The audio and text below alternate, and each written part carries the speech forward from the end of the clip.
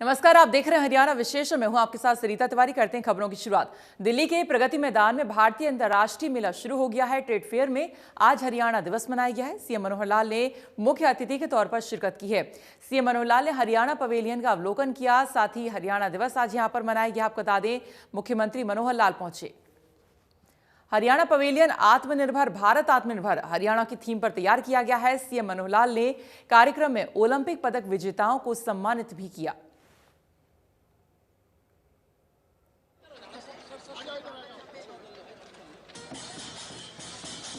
यहां उन्होंने कहा कि युवाओं को मेरिट के आधार पर नौकरियां दी जा रही हैं। सीएम ने दावा किया है कि किसी को भी बेरोजगार नहीं छोड़ेंगे। ये गौरव की अनुभूति, खुशी और उल्लास का अवसर है। और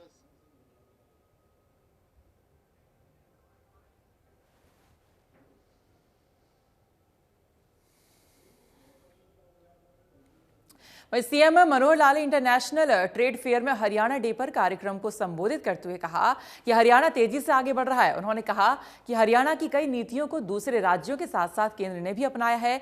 इसके अलावा उन्होंने कहा कि प्रदेश में अब मेरिट पर सरकारी नौकरी मिलती है। पर्ची खर्ची का खेल अब खत्म हो चुका है। मेला में सभी प्रदेशों को एक एक दिन का एक नियत समय तय किया जाता है, जिस दिन उस प्रदेश का वो दिवस होता है। तो आज हरियाणा दिवस इसके अवसर पर हम चर्चा करेंगे कि अपना जो हरियाणा मंडप है उसमें प्रदेश की जो भी प्रगति है उसकी एक झलक मात्र है, क्योंकि बहुत बड़ा एरिया नहीं होता, मात्र 200 स्क्वायर फुट का वो एरिया है। हम उसमें कुछ झलक दिखा सकते हैं नई नई चीज़ों की। हरियाणा 1966 में बना और 66 में जब बना तो उस समय देश और दुनिया के ये लोग कहते थे कि इन्होंने हरियाणा प्रदेश बनवा तो लिया, लेकिन क्या अपने जो सरकारी प्रशासन अमला जो है, सरकारी कर्मचारी हैं, उनको ये सैलरी भी दे पाएंगे क्या? ये बहुत बड़ा क्वेश्चन मार्क उस समय लगा था, क्योंकि नए प्रदेश और इस क्षेत्र का जो पिछड़ापन था, जिसके कारण से हरियाणा के लोगों ने आंदोलन करके हरियाणा प्रदेश बनवाया था। कोई उद्योग नहीं था। आज के प्रकार से जैसे हमारा कृषि का एक विकसित स्वरूप है, ये नहीं था। हरियाणा में तो स्थिति ये थी, सूखा पड़ा हुआ था। हरियाणा की जनता को भी पेट भरने के लिए अनाज उस समय शायद ही पैदा होता होगा। पानी का बहुत संकट था। इंफ्रास्ट्रक्चर ना के बराबर था। उद्योग नहीं थे। हाँ, हमारे यहाँ के मेहनती लोग, चाहे वो किसान हो, मजदूर हो, या कोई एंटरप्रेन्योरशिप करने का उसको अवसर मिले तो वो व्यक्ति हो, फिर यहाँ की मिट्टी, इस मिट्टी में जो जज्बा खेल का भरा हुआ था वो हमें विरासत में मिला। तो हम लोगों ने मेहनत करनी शुरू की और मेहनत करके आज स्थिति ऐसी है, आप सब लोग जानते हैं कि बहुत विषयों में आज हरियाणा देश के कई प्रदेशों को राह दिखा रहा है। पिछले दिनों में मोदी जी ने जो टिप्पणी की और उन्होंने कहा कि हरियाणा के अंदर ऐसी ऐसी योजनाएं बनती हैं, जिन योजनाओं को दूसरे प्रदेश तो फॉलो करते ही हैं, कभी कभी केंद्र सरकार भी उन योजनाओं को फॉलो करता है, कभी कभी केंद्र सरकार भी करता है।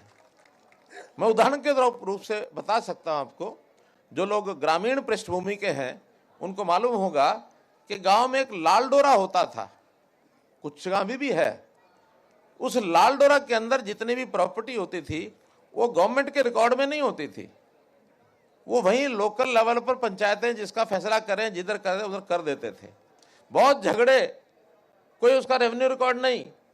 हमने कहा कि लाल डोरा आज भी क्यों बना हुआ? अंग्रेज के टाइम पर बना होगा, कोई कारण रहा होगा उसका, लेकिन आज हम लाल डोरा समाप्त करके सभी प्रॉपर्टीज की रजिस्ट्री कराएंगे और सबका रेवेन्यू रिकॉर्ड होगा, ताकि लोग अपनी उस प्रॉपर्टी के आधार पर कहीं लोन लेना लोन ले सकते हैं, ठीक से बेचना तो अच्छी कीमत पर बेच सकते हैं, या कोई सीना चौड़ा करके वो कहेगा कि हाँ इस प्रॉपर्टी का मैं मालिक हूं। उससे पहले मलकियत का कोई कागज नहीं होता था।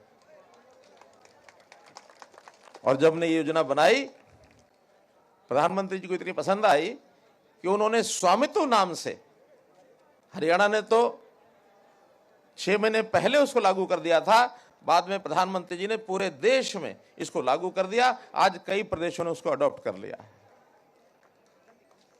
तो एक उदाहरण बताया है। हमने ट्रांसफर पॉलिसी जो एक उद्योग होता था उसको समाप्त किया कि अब उद्योग नहीं चलेगा। ये इसमें ट्रांसपेरेंसी लाएंगे।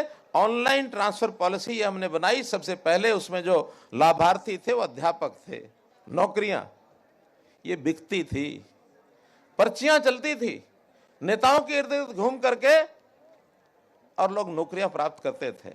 हमने कहा नहीं, इसका पैमाना होगा योग्यता। मिशन मेरिट को रख करके कि जो ज्यादा अच्छा पढ़ा लिखा है, जिसकी मेरिट बनती है, नौकरी पहले उसको मिलेगी।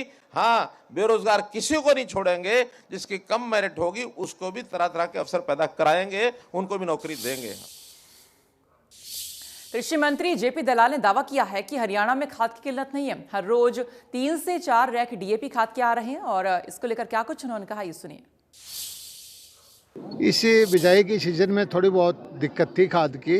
अभी हमारे पास पर्याप्त मात्रा में डीएपी, एसएसपी, एनपीके आ चुकी है और आज तक जो पिछले साल आज तक खाद जितनी किसानों ने लगाई थी उससे ज़्यादा खाद हम बांट चुके हैं और हर रोज़ हमारे पास 3-4 रैक डीएपी के आ रहे हैं। किसी भी किसान भाई को किसी भी खेत के लिए खाद की कमी नहीं रहने देंगे और पर्याप्त मात्रा में खाद उपलब्ध कराएंगे, चाहे वो डीएपी हो चाहे वो यूरिया हो। आपको चिंता करने की ज़रूरत नहीं है, खाद देना मेरी जिम्मेदारी है। हरियाणा सरकार ने केंद्र सरकार से बात करके भरपूर मात्रा में खाद का इंतजाम कर दिया है। निर्देश जो है मुख्यमंत्री जी का भी, मेरा भी, सभी डिप्टी कमिश्नर को, सभी पुलिस कप्तान को और सभी एग्रीकल्चर के वरिष्ठ अधिकारियों को यह है कि कोई भी खाद बांटने वाला अगर 1 रुपया ज़्यादा लेता है या ज़बरदस्ती उसको बीज बेचता है या ज़बरदस्ती कोई उसको दवाई बेचता है खाद के साथ, तुरंत उसके खिलाफ एफआईआर दर्ज की जाए। या कोई कालाबाजारी करता है उसके खिलाफ एफआईआर दर्ज की जाएगी और सख्त कार्रवाई की जाएगी। और किसान भाइयों से मेरी प्रार्थना है कि दबाव में ना आए। जो अगर कोई आदमी ऐसा करता है तो तुरंत अपने डिप्टी कमिश्नर को शिकायत करें, हम कार्रवाई करेंगे। बिजली मंत्री रणजीत सिंह ने कहा कि प्रदेश में बिजली की कोई कमी नहीं है। सभी छोटी और बड़ी इंडस्ट्री को पर्याप्त मात्रा में बिजली दी जा रही है। कुछ भ्रांतियों पर प्रतिक्रिया देते हुए उन्होंने कहा कि प्रदेश भर में 5000 मेगावाट बिजली सरप्लस है। हरियाणा के थर्मल पावर प्लांट से महज 2510 मेगावाट बिजली की प्रोडक्शन हो रही है। हरियाणा के मुतालिक एक सवाल उठा है कि हरियाणा बिजली विभाग अगर सब थर्मल बंद होते हैं, कोयले से ये आपका प्रोडक्शन कम होगा तो उससे कितना फ़र्क पड़ेगा। मैं उसमें थोड़ा सा आपसे क्लियर करूं कि हमारे ज़्यादा फ़र्क नहीं पड़ेगा। हमारी टोटल जो थर्मल से प्रोडक्शन है वो 2510 मेगावाट है। 2510 मेगावाट में अब जो हमारे थर्मल चल रहे थे कि सारे नहीं चलाते, हमारे 1700 मेगावाट उसमें से प्रोडक्शन चल रही थी। ये फैसले से पहले वो हम बंद करते हैं तो आप ये समझो कि टोटल हम पे इन हैंड आज के दिन 12000 मेगावाट है, जिनमें एक दिन की जो टोटल कंजम्पशन है हाईएस्ट वो 7000 है। तो हम पे 5000 मेगावाट स्पेयर हुई। थर्मल जब इस करके चलाते हैं कि जब बाहर जैसे 20-22 रुपये भाव हो गया था तो कोल मिल नहीं रहा था। पीछे रांची में और जगह सब जगह छत्तीसगढ़ में माइंस में चला गया था, रेलवे ट्रैक पानी में आ गए थे। तब हमारे यहाँ थर्मल चलाए थे तो थर्मल की हमें कॉस्ट पड़ती है 470 और बाज़ार से जो हम आज के दिन ले रहे हैं वो 350 है। कभी 340 हो जाती है, कभी 360 हो जाती है, कभी 330 भी होती है। तो ऑन एवरेज 3.5 पड़ती है। तो हम थर्मल की यूज ही नहीं करते।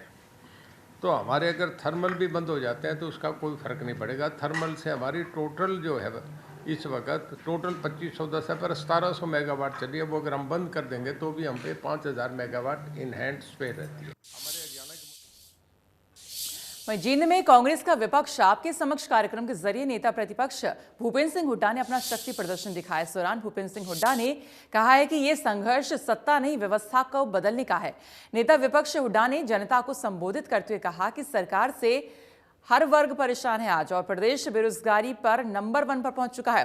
हुड्डा ने साथ ही कहा कि प्रदेश की जनता सरकार के साथ नहीं है क्योंकि सरकार ने कोई भी वादा पूरा नहीं किया है। ये संघर्ष क्या है? आज जितना हरियाणा में जितना विपक्ष है, जितने विपक्ष के एमएलए हैं, एक को छोड़कर जो अभी जीते हैं, उनकी चर्चा बाद में करूंगा, मैं कोई चर्चा भी नहीं करना चाहता। वो सारे आपके समक्ष बैठे हैं आज, और इस वास्ते समक्ष बैठे हैं कि आपकी आवाज बनकर विधानसभा में उठाएं और मजबूती से आपकी लड़ाई लड़ें। ये हमारा संघर्ष केवल और केवल सरकार बदलने का नहीं है, ये हमारा संघर्ष पूरी व्यवस्था और वातावरण बदलने का है।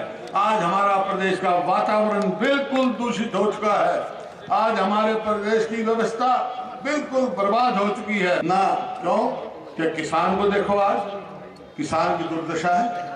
आपको मालूम है आज लागत कितनी बढ़ रही है और आमदनी कितनी घट रही है। किसान को आज एमएसपी नहीं मिलता है।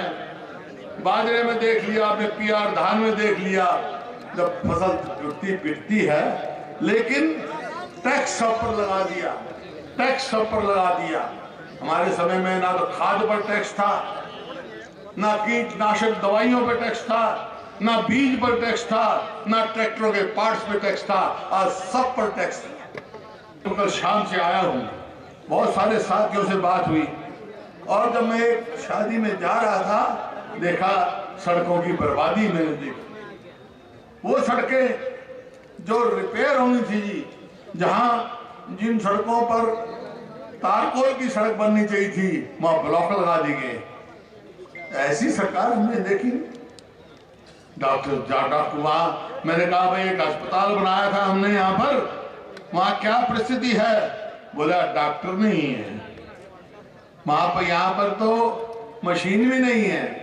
जो डेंगू फैला हुआ है उसकी प्लेटलेट्स अलग करने की भी मशीन नहीं है, और यहाँ पर तो अल्ट्रासाउंड की मशीन तो दरी है, लेकिन उसको चलानिया कोई नहीं है। ऐसी परिस्थिति देखो। अस्पताल में तो डॉक्टर नहीं। अब एक आदमी कह रहा था यहाँ पे, अब मैंने इतना जोर ला लिया, रास्ता पोल्ट्री फार्म बताया था, चक्कर काट लिए। भाई अस्पताल में डॉक्टर नहीं, पटवार खाना में पटवारी नहीं, और स्कूलों में मास्टर नहीं, तो फिर क्या होगा इस प्रदेश का? क्या व्यवस्था रहेगी? ये व्यवस्था बदलनी हमने। हमारे भाई सुभाष गंगोली कह रहे थे, आपसे गलती की माफी मांग रहे थे कि भाई ये गलती हो गई हमारे से, छोटा स्थान चयन कर लिया। ये बात ठीक है। जब मैं आ रहा था अब भी रोड जाम पड़े हैं, क्योंकि रोड सारी टूटी पड़ी। जितने यहाँ पर अंदर आए आदमी उससे 4 गुना बाहर हैं। लेकिन सुभाष जी, ये कोई पब्लिक मीटिंग नहीं थी। हमारा कार्यक्रम जो बताया वो था, ये तो ट्रेलर है भाई। जिस दिन ये जींद वाले कहेंगे यहीं भाई जलसा होगा, रैली होगी, और हिंदुस्तान के सबसे बड़ी रैली होगी। करके दिखाओगे कि नहीं करके दिखाओगे? बस इस बात की इंतजार करो, आज से तैयारी करो। अगर जब ये थोड़ा कोरोना से इजाजत मिल जाएगी, और जिस दिन हम रैली करेंगे, पहली रैली सबसे बड़ी हिंदुस्तान की जींद में करेंगे, और यहाँ से आवाज पूरे देश में जाएगी किसान की, मजदूर की। आज क्या हालात है?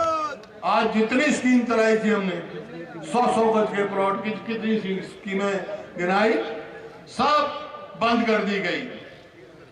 जो गरीब आदमी को मिलना था, वो गरीब आदमी का अनाज बंद कर दिया गया।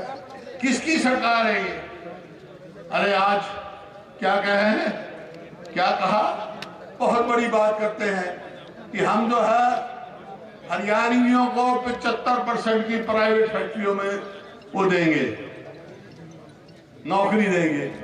और पहला प्रदेश है डोमिसाइल, आप जानते हो, आज डोमिसाइल नहीं, वो तो परमानेंट रेजिडेंट कहते हैं, लेकिन आपकी समझ के लिए डोमिसाइल है, उसमें 15 साल है सारे देश में। महाराष्ट्र में भी 80% है रिजर्वेशन, लेकिन डोमिसाइल 15 साल का है। जो 15 साल से प्रदेश में रह रहा हो उसका अधिकार है। इन्हें वो अधिकार छीनकर 5 साल कर दिया। 18 नंबर।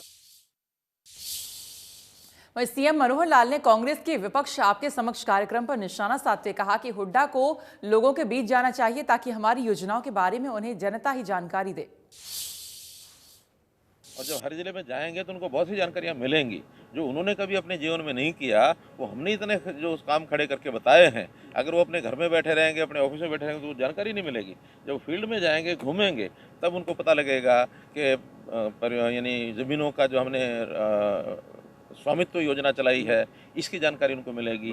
पानी की व्यवस्था जो हमने की है, उसकी जानकारी उनको मिलेगी। हमने इतने सारे मेडिकल कॉलेज खोले हैं, उसकी उनको जानकारी मिलेगी। हमने परिवार पहचान पत्र जो नई योजना बनाई है, उसकी जानकारी उनको मिलेगी। बिना किसी पर्ची खर्ची के लोगों को नौकरियां दे रहे हैं। एक एक गाँव में गरीबों के 20-20, 50-50 बच्चों को नौकरी मिल रही है।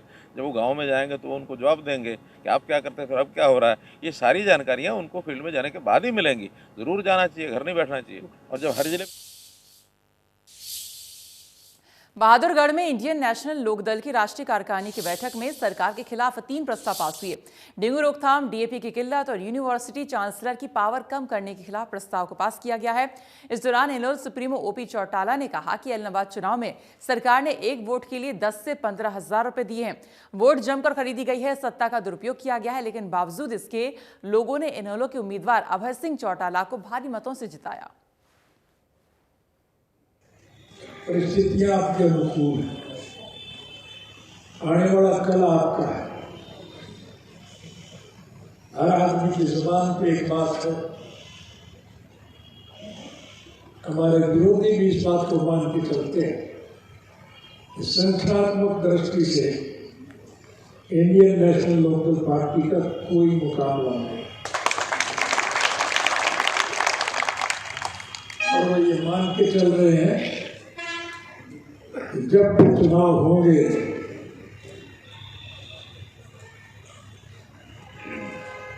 आपके प्रदेश में आपकी पार्टी की सरकार बनेगी। संक्षिप्त में आपसे एक ही बात कहना चाहूंगा, राज बना लो फिर सारे फोटो रिकॉर्ड दूंगा। सरकार बनाना आपके अधिकार है, लोगों से संपर्क स्थापित करो, रूपों को बनाने का काम करो, जो रास्ता भटक गए हों, जो बैतालिए गए हों, जो गुमराह हो गए हैं, आज वो अपमानित महसूस करते हैं और वो उन्हें आपके साथ जोड़ना चाहते हैं। उन्हें प्रेम से, प्यार से अपने साथ शामिल करो। जो आश्वासन आप उनको दोगे, मैं आपसे वायदा करता हूं कि वो आश्वासन हम पूरा करेंगे। तो अभय चौटाला ने कहा कि वो दिसंबर महीने से प्रदेश के हर विधानसभा क्षेत्र का दौरा शुरू करेंगे। अभय चौटाला ने यह भी कहा कि वे हरियाणा विधानसभा के शीतकालीन सत्र में कॉलिंग अटेंशन मोशन लेकर आएंगे। उन्होंने कहा कि ऐलनाबाद चुनाव में कांग्रेस पार्टी अपना वोट नहीं ले पाई। आज फिर से प्रदेश कार्यकारिणी की बैठक में निर्णय लिया है कि हम बूथ के स्तर पर संगठन को खड़ा करेंगे। वहीं 3 प्रस्ताव रखे आज। तो डेंगू को लेकर के जिस तरह सरकार लापरवाह हो रही है, आज जिस तरह से प्लेटलेट्स की कमी आ रही है, सरकार की जिम्मेवारी बनती है कि इन सब चीज़ों का अरेंजमेंट करें। और इसी तरह डीएपी खाद को लेकर के जिस ढंग से किसान के साथ बर्ताव किया जा रहा है, उसको लेके एक प्रस्ताव था। और तीसरा जो यूनिवर्सिटीज़ के अंदर जॉब की बात है, जो अलग अलग आयोग को दे दिया गया, तो फिर यूनिवर्सिटीज़ के अंदर जो वाइस चांसलर लगाया जाता है, आप कहते हो कि ऑटोनोमस बॉडी है यूनिवर्सिटी, तो वो अगर अपने कर्मचारी नहीं रख सकेगी, सरकार वहाँ अपनी मनमर्जी करेगी, तो उस यूनिवर्सिटी का औचित्य क्या रहेगा। इनको लेकर के हमने प्रस्ताव रखे और उसके साथ साथ संगठन कैसे मजबूत हो, कैसे नए साथियों को जोड़ा जाए, इसके लिए आज चर्चा हुई। पिछले 8 महीनों में जो कमियां और खामियां इस प्रदेश की रही है, उन सब के लिए कॉलिंग अटेंशन मोशन दूंगा। उसके अलावा बहुत सारे क्वेश्चंस हैं, वो मैं लिख करके भेज रहा हूँ और सरकार को इस बात के लिए जवाब तलब करूँगा। सरकार ने सारे फैसले उलट किए। ये केवल और केवल ऑनलाइन में भरोसा रखने वाले लोग हैं। जो कांग्रेस पार्टी कहती थी कि हम सत्ता में आएंगे, उसका दिवालिया पिट गया कि नहीं पिट गया? उसकी तो जमानत भी नहीं बची। जिस कांग्रेस ने भाजपा को सपोर्ट की, जिस भाजपा ने धन बल प्रयोग किया, जिसने सरकारी मशीनरी का दुरुपयोग किया, लोगों ने उसको भी सबक किया। कांग्रेस अगर अपना वोट ले लेती तो मैं फिर 25 से 30 हज़ार वोट से।